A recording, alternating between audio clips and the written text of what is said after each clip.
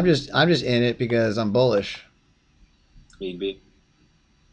Yeah. I'm just trying to copy this link to share it. That's all. Bam. Get shareable link. Bam. Now I'll close that out. We don't need so many tabs open. And now I'll hit go Right. live. And we should be going live in 5, 4, 3, 2, 1. Welcome to Wise Beyond Bitcoin, where you come to wise up on crypto. I'm Lucas. And I'm Ryan. And happy Monday, happy Moon Day. And what a beautiful day it is. Is today the first day of spring? Technically, it's after spring equinox. We're in Aries. We're in the first day of spring. It's a brand new year. This is a New Year's Day in many ways, and talk about spring blessings and spring tidings, cryptocurrency and blockchain. That brings a lot of spring blessings. Yeah. Well, we're gearing up. I guess every expansion has to start with a contraction, right? And we're out of the winter phase, the climate, the crypto looks like Bitcoin might be heading into its winter. But that's a spring dawning for the alts, right? Isn't that what that means? That is, and it's a good thing you brought that up. Bitcoin at 59.9%. One of the things that we were going to talk about today, one of the topics going on in the market of cryptocurrency is Bitcoin dominance falling behind a little bit, starting to slow down, and what that means for Ethereum and the rise of the alts. Of course, pardon me. Live action, everyone's getting to see the whole market take a big dip correction. Now, this isn't really big. It's actually quite minute. But everything's going through a correction. This is nice. This is also a good time. We talk about Bitcoin dominance falling away and moving towards Ethereum and the altcoins. Ethereum has been a sleeper of late, and you see this in markets. I saw a video recently, and I'll pull up one of the channels that talks about this a lot. But it's a great observation. Look at Ethereum's price maintaining around that 1700, 1800. We've seen Bitcoin triple its all-time high of 20,000. We've seen it over triple that. And we've seen it steadily hang around the 50,000, 55, 60,000. Ethereum hasn't even doubled its all-time high. It's just barely broke its all-time high. And you talk about a gold-silver ratio. There's billions of dollars. Heck, what the heck? Let's talk about how many billions of dollars chain on the Ethereum ecosystem for DeFi, for decentralized finance. So while the Ethereum price may be hovering around $1,700, $1,800, the reality is that on Ethereum you've got almost 43.62. This isn't all Ethereum, but you've got over $40 billion in locked liquidity. I mean, this is huge. Now, this is a great resource, DeFiPulse.com. If you're not familiar, it's got the lending, the DEXs, the derivatives. But this is. I see that the price of Ethereum has not yet caught up to a lot of the growth in its market and in the value that it's bringing. I mean, DeFi. What has much changed in Bitcoin in the last 4 years? DeFi is the real big change. But that hasn't brought much to Bitcoin. Bitcoin hasn't changed much. No. Yeah, you're right. No. Yeah. Bitcoin's pretty much is what it's the same. Bitcoin's the same. Now you look at Ethereum and you're like, oh, Uniswap, oh, Compound, oh, Aave, oh, Wise Token, oh, right. Look at all the synthetics, smart contracts. REN, smart contracts, I mean, there are so many things going on, and all this is being built, all this value flooding in, and then the price of Ethereum just sits there. There's definitely a sleeper, some latent growth, some latent value. I feel headed there. Hey, what's going on, Cam? Wise Guys Mastermind, what's up? Yo, what's up, Jacob? He said Jacob's got a sleeper for us both. Good, I got a sleeper for you too. We're going to talk about a bunch of stuff today. So share it with us. Drop your sleepers, drop your questions, your comments. Welcome. We almost got the dirty dozen. We got 4 people here, so I know if I check it, I know we got 10 likes, right? Because if we somehow able to get more likes than people watching, that's how we do it. But all right, before I go back to it, Ryan, you pulled up an article. We were talking about Bitcoin dominance while Jacob Mhm. comes up with a sleeper to share with us. What were you gonna? What did you find out about the support levels and? Uh, well, it's just basics. The idea, for people who aren't familiar, is that Bitcoin dominance has a positive relationship with price. So as the dominance increases, price that's bullish for price, and as price comes down, dominance those they move together up and down, right? So right now we're in a sort of a bearish position with dominance. It's coming up. It's coming way off its highs, and is approaching a key level of support. I don't know if you see that gray chart. You can see that Yes, it's approaching that 5750 area, and if that holds, then of course that's probably bullish, in the short to long term. But in the short term, if we fall through that, then you could easily see lower prices, are expected from that, just from that one indicator. And I think that's you're seeing that reflected in the price today. I have a Is that question for there's you. Yeah, go ahead. Do you think, because now we're in a different time, obviously 2017, we both went through ICOs in the 2017 bubble, and we've years.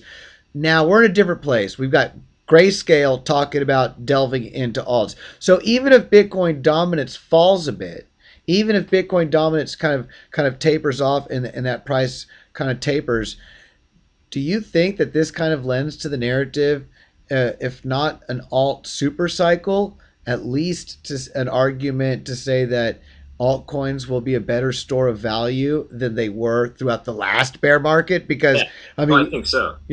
last bear market, you saw your alts dump 90+%. You had $100 one day thinking for oh wow, this is amazing, and then the next day you woke up and you had less than $1. You're like, wait a minute. Yeah. uh, And some of those projects never came back Some of them really from that. still haven't come back to that $1. That's right. Right. So yeah, I think this is different because instead of that was all about hopes, and it was hopium. That was Hmm. that was a new technology, new way to raise money, and it was very much the ICO craze was lit, and there was so many promises being made, and the roadmaps they're nowhere essentially. So at that point, so you can't really compare that to what's going on now in the alt market, where there's actual developed projects who've met their goals, are meeting, innovating, meeting new ones, setting new, creating actual value instead of just being an innovative funding mechanism for an alternative to the IPO. This is of actually there's actually value being created here, and you can look at. I'm sure we have some examples to go through, but whether it's creating a mesh network or finding a way to decentralize the banking bond, interest contract, or you fill in the blank. This is all real world stuff happening now today, and that's different. So even though you could still see the argument that the alts are going to correct eventually, that this is, we're in a mania phase and they can't just keep going. There's going to be a correction there too. Well, I'm sure that's true.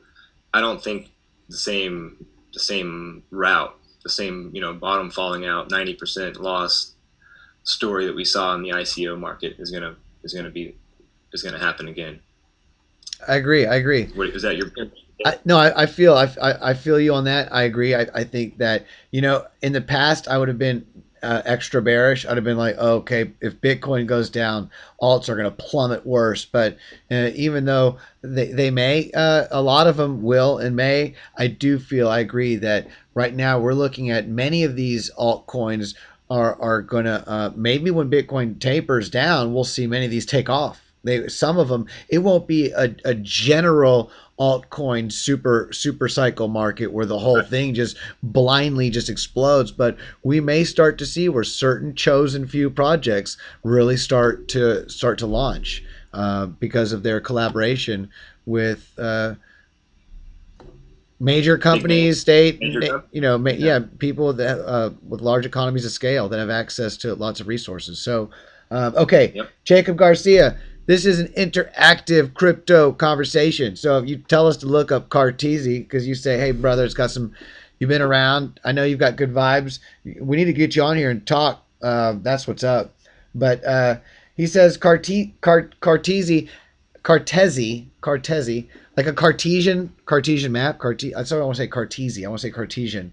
But Cartesi, um, this is something that I've looked at. I do think I've looked at it, and I find that this has huge value and use case. Limitless coding, massive scalability, privacy guarantees. Descartes. What? What is There you that? go. I think therefore I am. I am liking this project even more. I say so, brother. Good look out. Good. Thank you, Jacob. Good find. So Jacob says they want to bring new developers into the blockchain space who are traditional full stack devs. This would be huge for adoption of new innovative blockchain tech. So basically, because of they're not just Solidity, because of their coding, they're able to reach a wider audience of developers and really help blockchain and cryptocurrency explode. So that's rock and roll. Sounds very cool. Yeah. I'll have to read into this more, but that looks awesome. I like their marketing. I like their name. I like the website looks slick. So yeah. Oh, and thank you, Jacob. Hey, he said he's made a Discord with curated content for crypto noobs from what is hey, all the way to economics. What is a wallet to economics and how money systems work? And he's used a few of our videos. Thank you so much, brother. Hey, guess what? Ryan's been doing some research. We're doing some work, and we're revamping the site, and we are literally putting together a timeline of kind of like the history of money from barter to crypto. So hopefully, as we continue to do our work and build out some of this value behind the scenes and we release it, I'm also going to have a space for DeFi, how to do the wallet and that whole thing. So maybe I'll look at what you have and link some of that because we're looking to make it a crypto education DeFi hub. We're going to link a lot of other channels and resources as well. So that's awesome. Unfoldment 33, namaste, peace. What's going on, brother?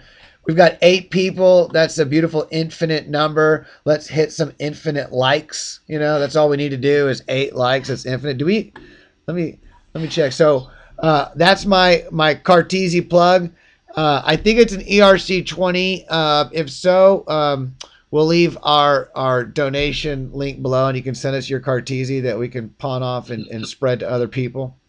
I've been looking at helium a lot lately. Looking at what? You want to talk about that a little? The helium. Oh yeah. I just did a video. I just did a video on that today. Let me pop that open. So helium. Oh man, helium, dude. I had a dream about helium, not the crypto. Yeah. Did I tell you about this dream? I didn't tell you about it, did I? No, but I caught it in the video that you. Okay. Well, then I won't tell again. So I did too. Yeah, but just imagine, it was great. It was great. It was just great. I love talking about it. So Helium Network is functioning. It's not like a pipe dream. It's literally already has little miners all over the world, and it's easy to get started.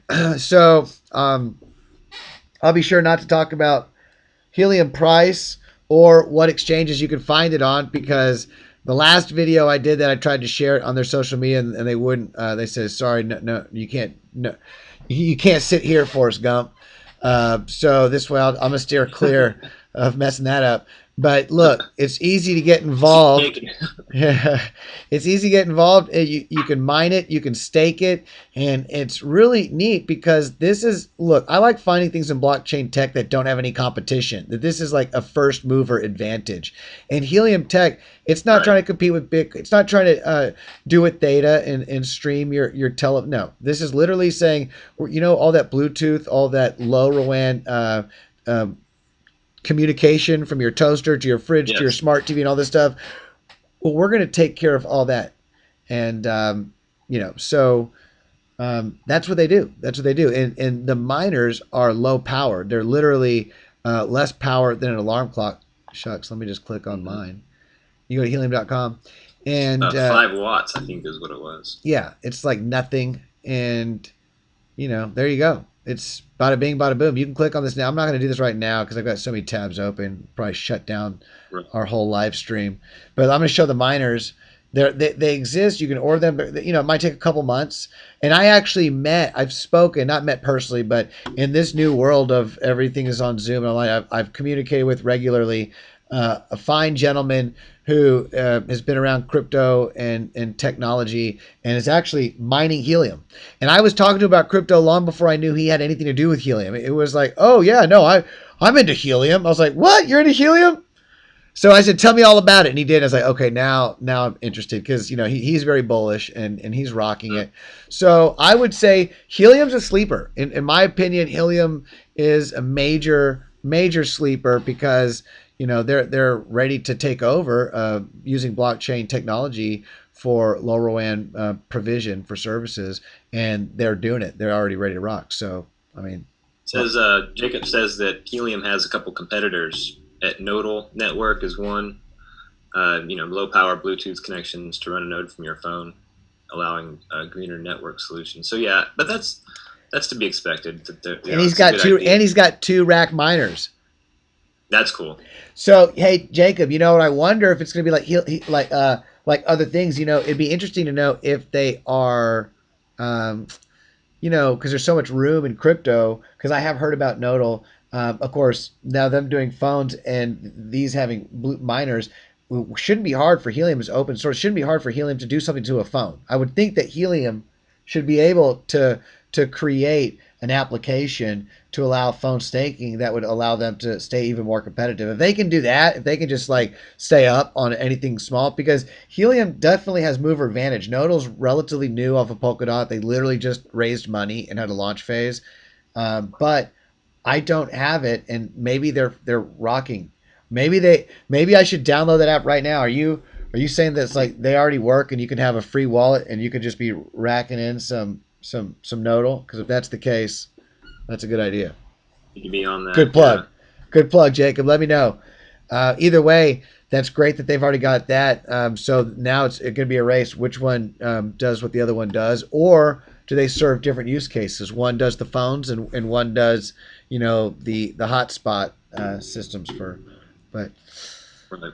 We'll find out. Okay, what else do we have here? We got that Grayscale story. I think that's in terms of the alt season narrative. That's huge. If anytime the institutional money signals that they're getting into something, that's a good sign that it's still got some, that the growth is going to be that's going to be a source of growth going forward. Because it's the smart money, right? That's, you always want to follow the smart money. Yes. It's the old saying. Yes. Absolutely. And let's talk about these 5 cryptos that Grayscale is talking about adding to their trust, their portfolio. BAT, Link, Mana, Filecoin, and LivePeer. Interestingly enough, LivePeer Network is attempting to be a decentralized version of doing the same thing that Theta is doing. So that's it's interesting because Theta has made so much groundwork in the last year with a functioning product. It's just interesting that they got behind LivePeer. Now Theta is a little bit more centralized, maybe slightly. I'm not sure, but I think LivePeer is trying to bring a more decentralized solution. However, that's interesting that they picked something that I think is further behind. When you look at cryptocurrency being such a young market already, you got one product that's like functioning and has this huge value already added, and you ignore that and go for the lesser. So, but that could be, just a major foresight. Like I see it's a huge future. Filecoin, I want that, Sia Coin's online data storage. I forget what Filecoin. I forget what it does. It's off the top of my head. It's on the tip of my tongue kind of a thing. I know Mana, decentralized. Yeah, decentralized Mana is NFTs gaming. So Filecoin is a decentralized storage network. Decentralized storage, right? Okay, like Sia Coin. Yeah. Okay. So and decentralized Mana is NFTs through gaming, and so that's the gaming industry. And Link is oracles, and they're talking about doing. Were you telling me that Chainlink is talking about doing some other stuff? Right? Yeah, they're expanding into the NFT. And we both talked about BAT. I'm really bullish on BAT. Yeah. I mean, these are good plays. These are. I mean, what can you say? I mean, I would say this. You look at like 401ks or pensions of the past in traditional finance. Like I remember working at ConocoPhillips or Total, and I remember working with people who were gonna retire and they literally couldn't because the market, took a dip and the value of their yeah. So they're like, well, I'm gonna be working for another 10 years. I was like, I saw that and I was like, okay, check please. But anyway, so BAT token. What was I talking about? I got sidetracked. Oh, BAT token, basic attention token. We're thinking the news we had on that recently was that they're kind of opening up a whole DeFi ecosystem.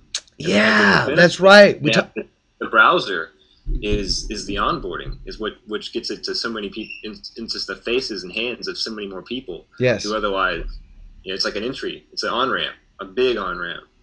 And Brave browser's been very. I use Brave browser. I've got a Brave browser right now. I'm using it right now. This live stream is brought to you by Brave browser.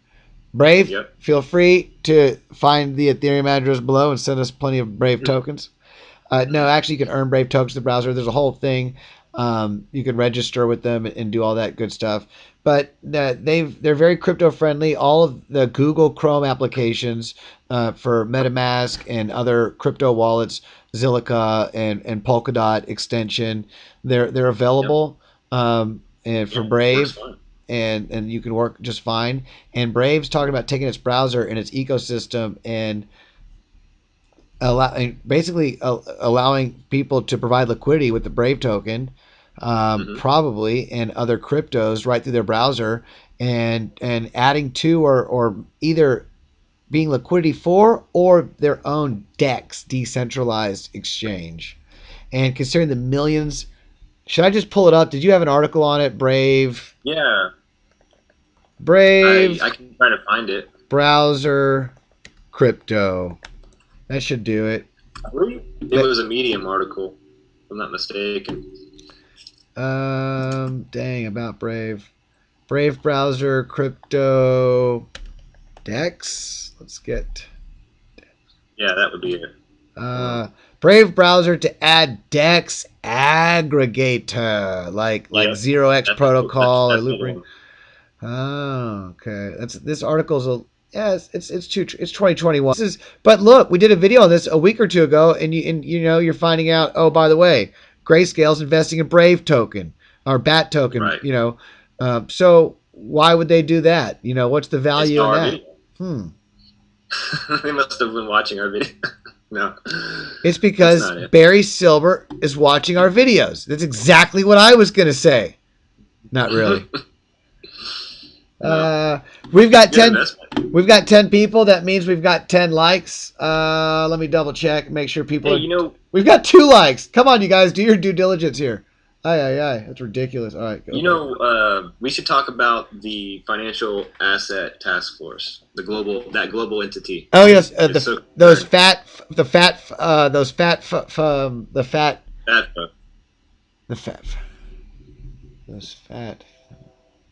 Where is that? But yeah. We had an article on that. We have an article. Here it is. That's the one. FATF. They are making careful change in terminology, which appears to be a nod in the direction of NFTs. Yeah. And the point is that NFTs gaining so much traction lately and attention for how much value can be stored and exchanged on NFTs.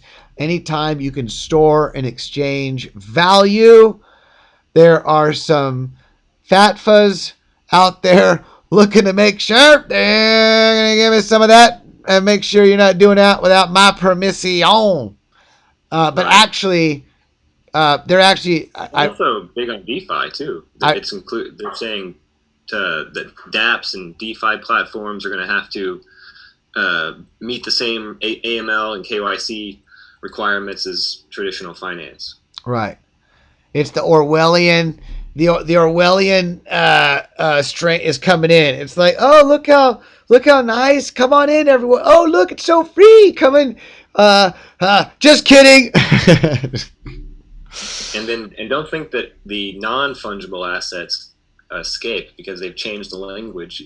to include any assets which are convertible and interchangeable, not just the fungible kind. So, yeah, it's basically saying, there's this global entity that intends to ensure that these assets that are completely outside the scope of traditional nation states become in the inside the scope. scope of traditional nation states. It's like it's our job to make sure that technology that we had nothing to do with creating and we're not behind it all, it's our job to make sure we find a way to categorize it so that it does belong to us, and you do have to pay us, a toll. Right. Yeah, well, that everyone saw that coming from a mile away. I mean, Bitcoin is one of the most transparent, forms of money you could ever have. The whole Right. concept of this being used for terrorism and money laundering is just hilarious. It's funny to me. It's like, where were you guys? Wasn't there recently in the last year an article about how it was declassified, like all those files that have been released from the Pentagon or whatever these things are? It's like all these major banks were caught laundering billions of dollars, like major banks, major international Deutsche Bank, banks, I believe, is caught laundering billions or trillions. I mean, sure. I mean, whoever.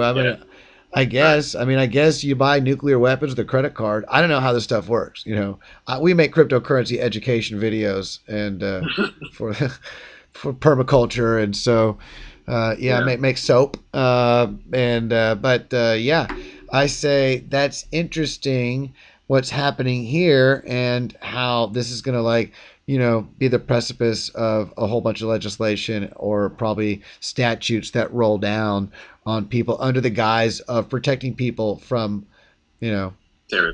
protecting them from the terrorism. I say this is pretty terrorizing itself. This information, right? But we'll see. Every nation, everyone's different, and you know what? Actually, I will say this. I'm joking, but if there are people out there literally using cryptocurrency to buy nuclear weapons, like I read that somewhere on here, like if that's your job, then freaking go find those guys. Well, yeah. I'm down with that. If you're out there using anything, whatever, chicken eggs or potato chips or cigarettes or stamps, to buy nuclear weapons and to hurt people, then or if you're using it to fund anything that's hurting somebody, right? Anything that's nefarious and hurting people and not good. So absolutely, so on that regard, I think that's great, but if it's just an excuse, but that's not what this is about. No, because you've got institutions that are really. Here's what's ironic about this: decentralized finance cannot fund prisons and war the way fiat currency can. Let's be real. Fiat currency and government money and international debt, the money that they're protecting in their stat, that is what finances terrorism. That's what's been fine. People don't say meet me at the docks with your MetaMask wallet. I've never heard this. They've never said you have the nuclear warheads. Yes. Make sure you send it to the mixer. What? The mixer? Yeah. No, it's done through digital transactions of a different sort. I mean, I don't know what it's done through because no one's ever. I've never. It's done through Swift. The closest I got to terrorism financing is when I was paid by the United States to go into Iraq in the Marine Corps and go into other countries and do things. That's the closest I've been to guns and weapons and being paid to do stuff. But that was not paid by cryptocurrency. I was given a paycheck every 2 weeks by the federal government, Right. So, I don't know. And I think a lot of people, and I would agree, in retrospect, and even then when I saw a lot of people over there would say that that was terrorism financing. I have a lot of people that I saw personally removed from homes. they would say, "Dude, that's some terroristic stuff you're doing." And look back and say, "You know what? You're right." Yeah. And that was financed through fiat. And literally, cryptocurrency is an opportunity for humanity to move to a form of exchange that doesn't allow groups of people to just print billions or trillions to fund real terrorism. It's interesting Yeah. you mentioned that because in doing a lot of the reading for the timeline on that website we're ramping up, I came across a real striking passage in one of the articles, and it said the gold standard was ended because in World War One, because governments couldn't print and expand credit to afford to pay for the troops and the war machine. Essentially, it was it didn't have an elastic enough supply. It was too limiting to afford all of the tools and the means of war, and that's why it was dumped. And that's true. We've read that before. Right. But if you think about it, take that same mechanism and think about it outside of a war context, when there is no $1 trillion being exploded in the Pacific, every year in bombs and missiles and lives. And now so what does it go to? Oh, it goes to prisons. It goes to hire Homeland Security agents, or it goes to funding the police state or the surveillance state, or it goes to funding, all sorts of things. Border Patrol is another one. And side note, when you live in an economy where that is what's going on, and that's the economy we live in, right? Because I was in the Marine Corps, there's Homeland Security, I got friends, that's how the market structure works. When that's the market structure and the economy, people are their bread is literally coming from this state subsidized market fund. Right. Well, then it's a huge part. Why do people mainly find they're incentivized to support it? They find that they support it. It's because so many people's livelihood currently feels that it depends upon it. Then it reminds me of like when we were studying when economics. I know the quote. Go. Don't try to convince somebody of something, or if their paycheck depends on them not understanding, or something to that effect. Yeah. That's the quote. Yeah. That's it. But it also reminds me of like when we were studying economics in Russia and during the Cold War communist era, and all the information that came out about that, right? Think about someone back in that time. Now, in retrospect, we looked at how devastating it was to not have prices to communicate for resources, how it left tractors, rotting, rusting in the fields, not able to get a simple screw to replace the part anymore, and the long lines for toilet paper, but the inefficiency. We just saw the inefficiencies, and now imagine if you were alive and you were there at that time, and you were to say, my comrades, brothers, hey, listen, I've done the research. I've thought about this. I've been in the books, and you know what? This is not the most efficient system. If we could just allow each other to exchange freely, we would come out better. And they would say, oh, really? Then who would give us the bread? Who would give us the toilet paper? Who would give us the wood? Like, that's when people are so dependent upon the system in the way that it is. They cannot imagine that it could be, it's the broken window fallacy. They cannot imagine that it could be more efficient or a better way in a different... It's the scene, Basquiat, the 19th century economist, talked about it as being the difference between the seen and the unseen, right? So you got the seen is real obvious. It's, I'm getting fed. I have this job, or I have this allotment of whatever. But the unseen is what you're talking about, and it's hard to, and it's more difficult to get across because it's not seen, it's not visible.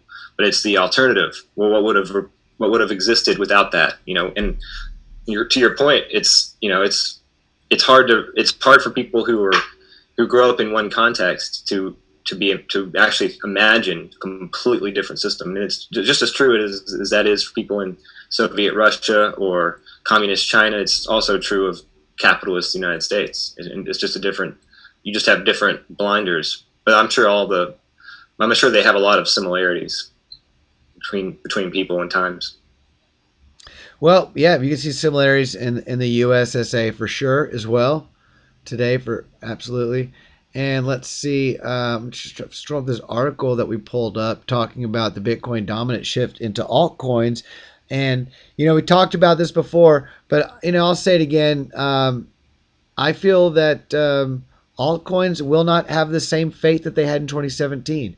Whenever Bitcoin tapers off, may not be a super cycle that people are talking about, some kind of altcoin super cycle, but some chosen, selected few definitely will continue to have their heyday. Speaking of, this is a Yes. little NFT. What do you think about NFTs, Ryan? Yeah, didn't wasn't there a news story about Jack Dorsey Oh recently, yeah, what, today or yesterday, on his tweet? yeah. I pulled it up. You're right.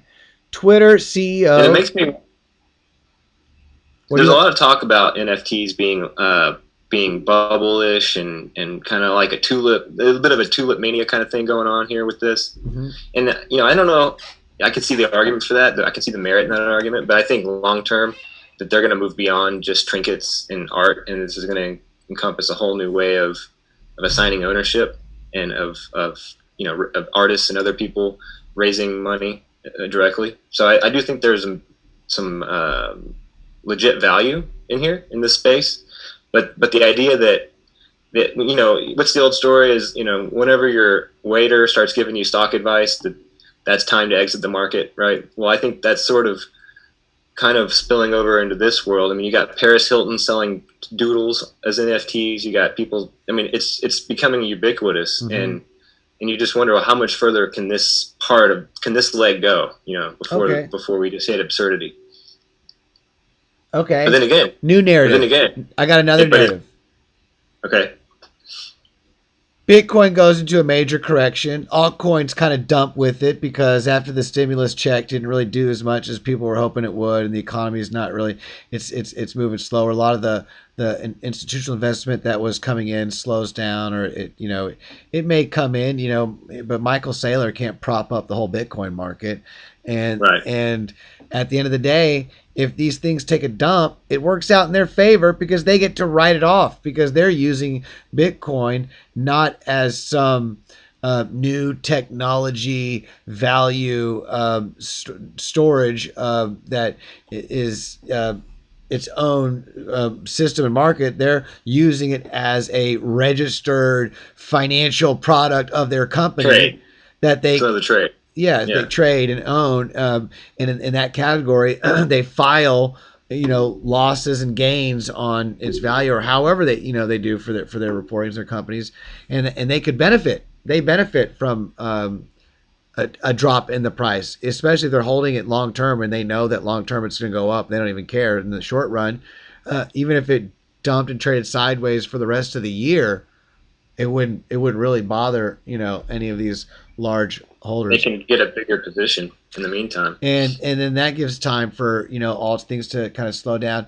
I mean, whether however it works, there's definitely so much room for growth in the whole market. My thing is that even if you come up with a scenario where the bear market starts tomorrow, or the bear market starts next week, or the bear market starts in 3 months, okay, hodl, because cryptocurrency and blockchain isn't going anywhere, and buy the dips and do your research on the projects that are continuing, get a miner and get started, because if anything has shown people since 2017 and before is that this is the dawn of a new era of technology. So hey, Yes. thank you guys for joining us. We got about 20 minutes left. We're just talking all things crypto, DeFi, what's going on in the markets. We have some things pulled up. We were talking about the FATF, and what they're talking about, changing their lingo to incorporate NFTs into their purview. Bitcoin dominance has fallen, catching you up to speed. And what's the tweet about? The Jack Dorsey just sold his first tweeter for Tweeter on Twitter Yeah. for Sweet. Yeah. 2.9 million, and he's sending it to a good cause. What other tweets and twits are going on? Anything? Um. Well, I mean, I haven't Are you buying the caught up on dip? Twitter myself. That's what people. Am I buying the dip? I'm kind of waiting and seeing. I want to see how we're approaching, or just we're kind of near support at 54,000. If we can hold 54,100, then I'd be bullish and I'd probably buy some Bitcoin. But if we fall below that, then that's a key fib level. I don't know. I feel like there'd be some further losses there. So no, I'm kind of waiting and seeing. I feel like this is no man's land right now. I've got a quick video. So this is one of the top. Actually, I've got this on our description videos, and it's going to go on the website as a link, for the Education Hub. But this is one of the top channels in cryptocurrency education. These guys they do great research, and what I want to hear your opinion, what you think about this. I'm going to play this real quick, Ryan. Okay, because what they're talking about is, well, do you think that Ethereum is undervalued? That's what. So Bitcoin holders continue to hodl. Let me see. I haven't listened to this whole thing yet. Let's. There we go. His opinion, over the next probably 10 years, Bitcoin is going to 100x. We've only got 2 or 3 minutes left, so just very, very briefly, just answering this question. You think it's going to It's going to be $100 trillion market? I do. I think it's a no-brainer. It flips. It's chopping up. My internet's not going to handle this. So the point is, okay, I'm not even going to try and go there. But so he's bullish on Bitcoin going 100x from here. I mean, I can see that easily happening over time. 5 years, 10 years. That's easy to see. I mean, right now there's such a small amount of the market is moved over into crypto and into Bitcoin. Yeah. I mean, that's yeah, of course. The question is, what does that mean for Ethereum? And we talked about this earlier, but this is where I want to get. I felt that he was going to bring up all the work. Okay, Ethereum on exchanges sitting at 28-month low. So that's what I was interested in hearing, the Ethereum talk. Let's see if let's see if we can get something out of. Well, let's talk about Ethereum. Ethereum's ratio of token supply on exchanges, 20%, is now sitting at a 28-month low. 28 months, that's a lot. Ethereum is getting taken off exchanges. Ethereum is going through a little bit of a supply shock itself. 8.2% of Ethereum's circulating supply is locked in DeFi. What does this mean? I tweeted this out the other day and people did not know the takeaway. The takeaway is that Ether is getting taken off the market and getting locked up in Ethereum, or 8.2% of ETH's circulating supply is now locked in DeFi. Majority of that Ethereum is locked in 5 protocols: Maker, Compound, SushiSwap, Uniswap, and Aave. These are like the blue chips in the DeFi space, right? If the ETH 2.0 deposit contract, which also you have to lock up your Ether, which also takes supply off the market, if the ETH 2.0 deposit contract was considered as DeFi, there would be a total of 12.7 million Ethereum locked up, making 11% of the circulating supply locked in DeFi. So with 11% of the circulating supply locked in DeFi, with a lot of Ethereum leaving exchanges, with people coming into Ethereum through DeFi, through NFTs, through gaming, through all this stuff, how can you not be bullish on Ethereum this year? And, we continue just to see this number go up and up and up, right? I remember when 1 million. Rich Dad, Poor Dad author says that he's buying Bitcoin and Ethereum economy is screwed. That's hilarious. Okay. Listen to that later. So that's just bullish news on Ethereum overall. Yeah. I agree with that myself.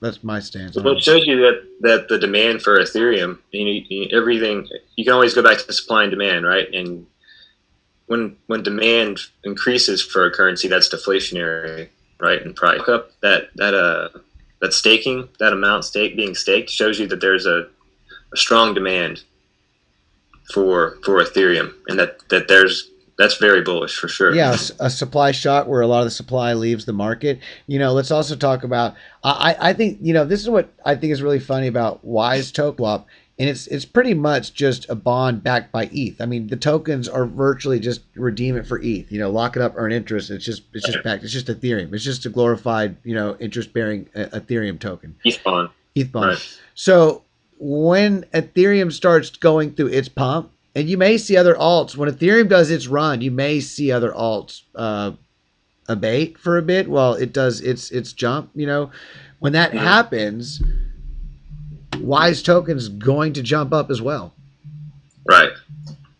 That's right. When Ethereum does its dance and starts to grow at whenever it goes its parabolic run and starts, Wise token will grow as well. And what's funny is that most of the Wise token, the liquid Wise token that could be sold, has a lot left, and most of it's staked. And it's like they're moving into major marketing efforts, connecting with Binance Smart Chain and then with Casper Smart, the also staking, smart contract chain. Right. Pardon me.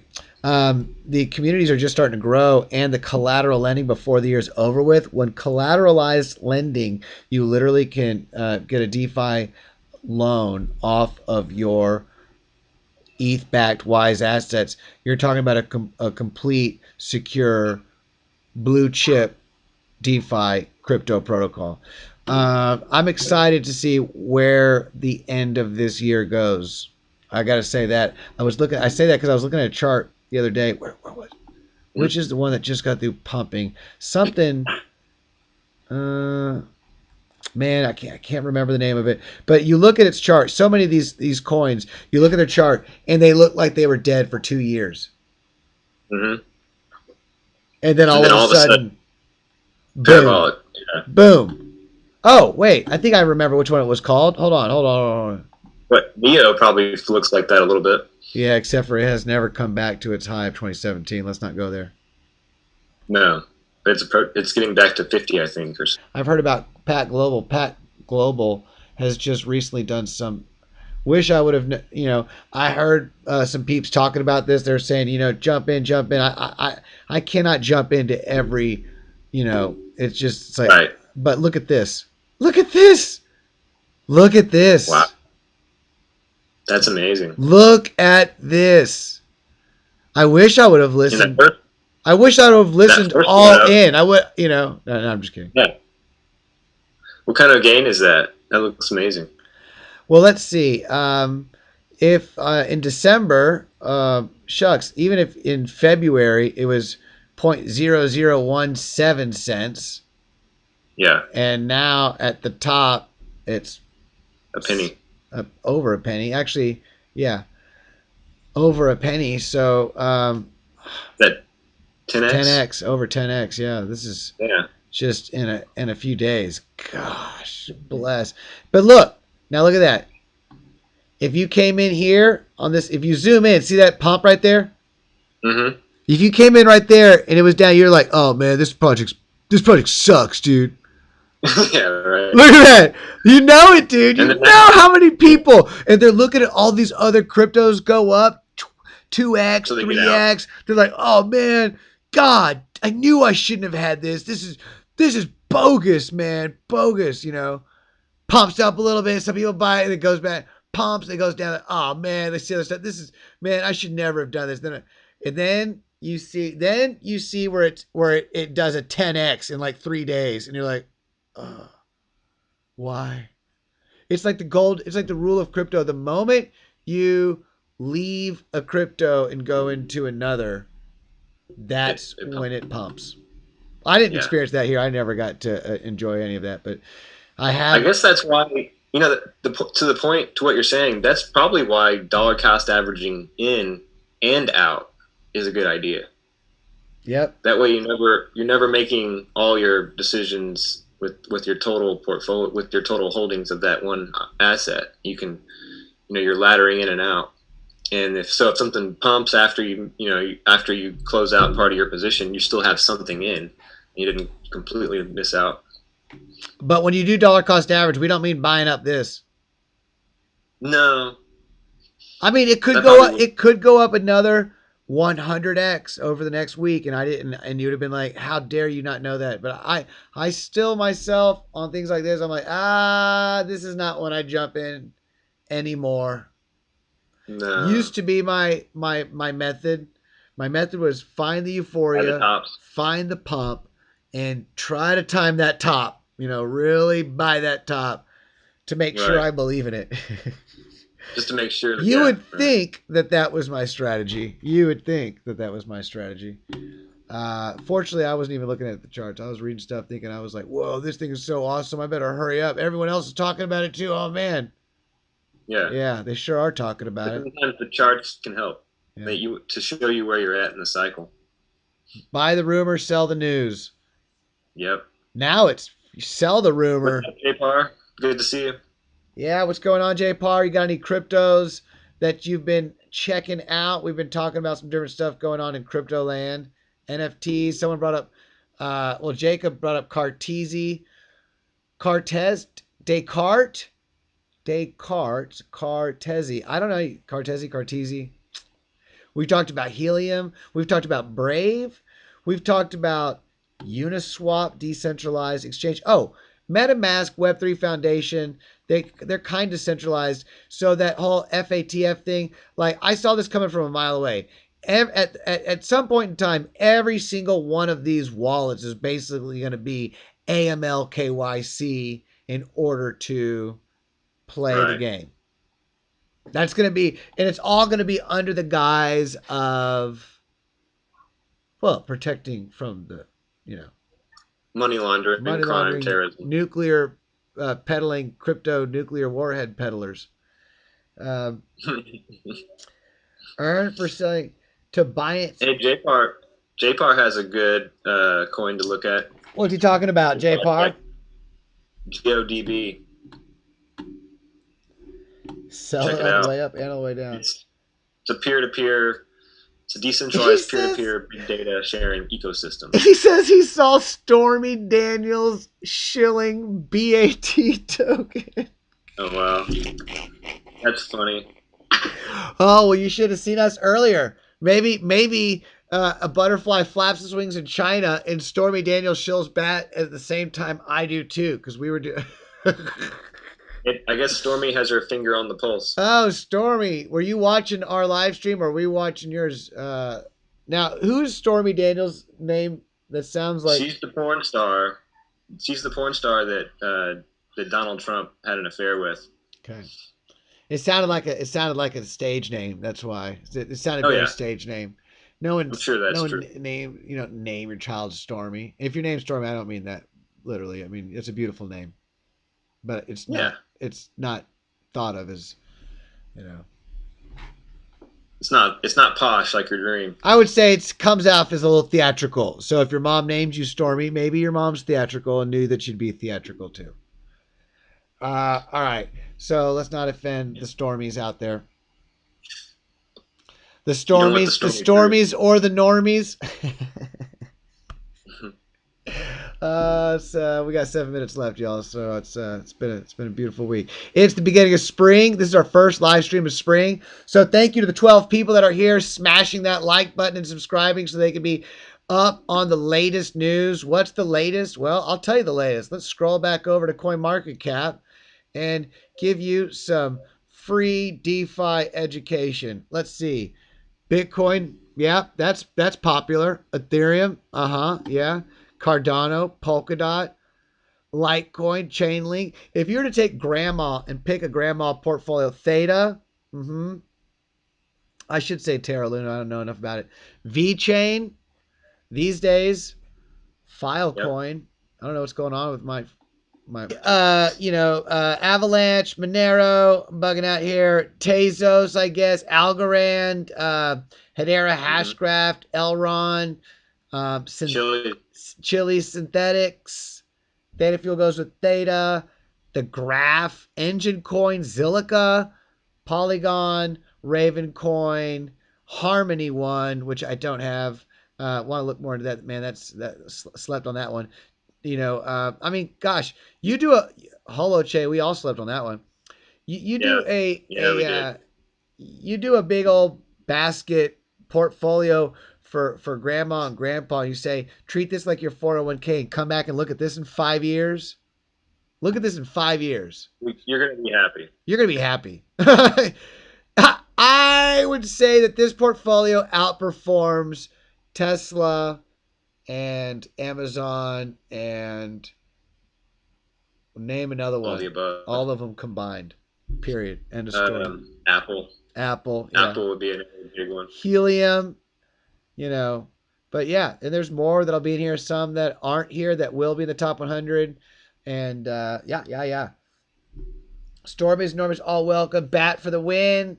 Bat for the win. Yeah. I'm very bullish on Bat and how they're going to help bring adoption into cryptocurrency and adding liquidity as a liquidity aggregator for decentralized exchanges. That is huge. Now, it's going to be AML KYC for sure, because I know the Brave token, Brave browser, is already AML KYC. So, but, right. it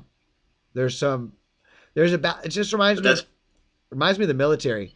For AML KYC, there's going to be a whole bunch of free money. Right. There'll be perks for sure. A lot of perks, a lot of free money. Sign up here, free money. And if you don't sign up, you're funding nuclear warheads. But if you do sign up, free money. It's amazing how that works. I remember that. And if you do sign up, the funny thing is if you do sign up and you'll end up paying your taxes, then you really will be funding nuclear warheads. I know, that's the irony. You're really kind of damned if you do, damned if you don't. How do There's no ethical way. FATF, how do we not fund nuclear warheads in prisons? Help us. I think that's like a crypto trolley problem. Yeah. Pay your taxes, fund criminality. Don't pay your taxes, be accused of funding criminality. It's like, well, which way do you go? Yeah. How's that so? Because right now, I wonder if they're going to come out with a big, basket of CBDCs to give to all the people who lost their keys and lost their money and lost a whole bunch of value. Somehow I doubt that. Crypto, experimenting in this new technology. It's like when you pass laws about acting as if this technology's been around for a long time. You're like, oh yeah, we're going to start labeling. It's like labeling, like we're still just figuring this stuff out. Right. Yeah, slow it's down. kind of like, it reminds me of the bath salts thing, where, I don't know if you remember, but there was a time a few years back where all these research chemicals were being created out of China, and they were essentially replicating meth or some very similar. They were like knockoffs of meth at a synthetic level, and also psychedelics as well, some kind of hybrid, right? And then these chemicals would come in, they'd cause problems. Regulators would find them, ban that chemical compound, and then a few months later, a whole new wave of these products would come through. They just move around the compounds. They put a hydrogen somewhere else, or whatever. I'm not a chemist, so I can't tell you really, but they would move it, do very subtle, but significant enough changes for it to be a brand new thing. And then they'd have to, so it was like this race, almost like this arms race between the chemists and the governments to regulate. And it culminated in that whole bath salts thing, where people were doing these bath salts, getting into these psychotic states, and all these, and a few people did some crazy things. So it kind of makes me think that's what we're going to see in crypto. I'm not talking about the craziness. I'm saying just tokenized bath salts, cat and the cat and mouse element of it. Yeah, I don't think but not the bath salts, but just the cat and mouse, the dance, where it's like the regulators. There's new innovation to get around a regulation, and then it's some novel product, and then the regulators are like, well, we can't have that, so they pass a new regulation that encompasses that new thing, and it's just it's a continual kind of a dance that we're going to be doing. I can see that. This is the Brave Rewards. I pulled this up. I've never signed in to verify and do all that stuff because I forgot about this a long time ago. But look, you can earn money paid in BAT every month, and it goes right to your wallet. And for checking out crypto, that's awesome that Valicy earned 200 of them just using the browser. That's amazing. Yeah, that's freaking awesome. I keep trying to get my friends to use it. They still using browsers that sell their data for free. Yeah, look, if you're gonna use and have your data and look, earn for it. Why not get paid for it? And Brave browser allows you to do that right now. Like literally, you can take your driver's license, your information, download a Brave browser for free. You don't even need any kind of crypto to start. Like literally, just use a Brave browser right now. Use a Brave browser. Literally, you go click on your Brave rewards. Just click on it right here. It's right here. Click on Brave rewards, and click on verify your wallet. And then all of a sudden, you'll just start. They'll pay you in basic attention tokens. You will get it in your It will come to your crypto wallet. Literally, guaranteed in their system. And then you can withdraw to another wallet if you want to, or who knows? They're about to do a whole bunch of stuff as we talked about with liquidity aggregators. So I mean, this is just the beginning. It'll be more than that, but yeah, it's there to earn. You know, I don't like filling out all these AML KYC stuff for crypto. I think it's kind of silly. It defeats the purpose of you know these new iterations. Like, why do you want my like basic attention token? You guys have a roadmap and haven't even finished doing all the stuff you said you're gonna do. Like slow down on first date here. Come on. Right. You already got your hand on my wallet. Yeah. You already got your hands on, like you're saying. What are you calling this all of a sudden? It's like, what's your roadmap? what are you gonna do here for me? But yeah, that's really cool. What's my safe word? What's your... Yeah, it's I didn't verify. All right. So but yeah, stopping in, JPAR. Thank you, Jacob. Thank you, DeFi Daddy. Thank you for the crew. We got 13 strong. That's like 13 lunar months. What? That's amazing. Nice. I like that number. We smashing the like button. Let me see if I can see how many like. 2. Oh, I want to give a shout out to Dennis, new Facebook friend, joining us. Maybe I need to refresh that page. 2. There's no way we have 2 likes. Unless we have all bots watching us, which they should program bots. They should program bots to like your channel. If you're gonna watch, throw a like. I think there's bots that'll do that for you. Yeah. Huh? Yeah. That's funny.